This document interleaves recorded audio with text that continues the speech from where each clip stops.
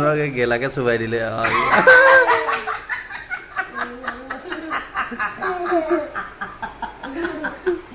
ইমান ধুনীয়া খেল আহা কও কি কৰি আছে ভাত খাবলৈ ৰখি আছো নহয় কি আনিলা আকৌ এটা কৰি আনি আছো ঐ আৰু ল'ৰাটো যিহেতু আজি সোমবাৰ স্কুল আছে আৰু গোটেইকেইটা এতিয়া ধুনীয়াকৈ বহি ভাতকেইটা খাই ল'ম আৰু আজি বৰ ধুনীয়া খানা বনাইছো দেই কাৰ কাৰ প্ৰিয় ক'ব ভাতকেৰেলা বইল কৰিছোঁ ভেন্দি বইল কৰিছোঁ জিকা বইল কৰিছোঁ তিতাকেৰেলা বইল কৰিছোঁ বেঙেনা বইল কৰিছোঁ আৰু অকণমানি ডেকেৰী কুকুৰাৰ কণী তিনিটাৰ কাৰণে বইল কৰি ল'লোঁ এইফালে হৈছে কণ বিলাহী আৰু পিঁয়াজ লগতে ভোট জলকীয়া এটা ধুনীয়াকৈ কাটি দিছোঁ একদম মানে বৰ সোৱাদ লগা হ'ব এই চালাডখন আৰু তাৰপাছত এইফালে পিঁয়াজ আৰু এই ভোট জলকীয়া নেমু আৰু নিমখ এতিয়া আৰু ভাগ কৰি দিম প্ৰত্যেকৰ বস্তু কাট কি লাগে বাবু ভাত কেৰেলা আৰু এইফালে বাপেকক ভাত কেৰেলা আৰু এইফালে ভেন্দি বাপেক পুতেকৰ ভেন্দি এয়া হৈছে মোৰ ভেন্দি আৰু জিকা কণী খাবা কেৰেলাটো যিহেতু মোৰ কেৰেলা তুমি নালাগে বেঙেনা পাপাই বেঙেনা নাখায় সেইকাৰণে বেঙেনা দুটা মোৰ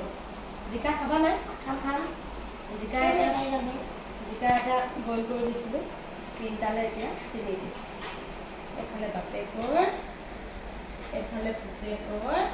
এফালে মাকৰ আৰু এতিয়া ধুনীয়াকৈ চালাডখিনি ইয়াতে চালাডখিনি ঠিক কৰি লওঁ দেই মোৰ ইয়াতে ভোট জলকীয়া পুৰা তামাম ভোট জলকীয়া দি দিছে দেই চবলে কা কেজি 60 টকা ভেন্দি কেজি 60 টকা তিতাকেৰেলা কেজি 80 টকা কিন্তু ঘৰত যে লগাই দিছোঁ কাৰণে সঁচাকৈ দেই একদম মানে ধুনীয়াকৈ ঘৰখন চলি আছে আৰু ৰাতিপুৱা গধূলি দুপৰীয়া এই শাকখিনি আৰু কিয়নো আমাৰ ঘৰত কোনো ভেজাল নাই মাথো ছাগলী গোবৰ গৰু গোবৰহে আছে আৰু খোৱাৰ মজাই বেলেগ কেৰাটো খাই দিম আকৌ আলু দিয়াকৈ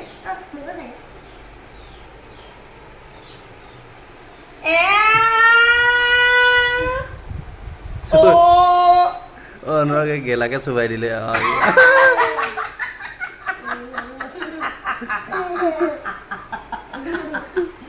ইমান ধুনীয়া খেল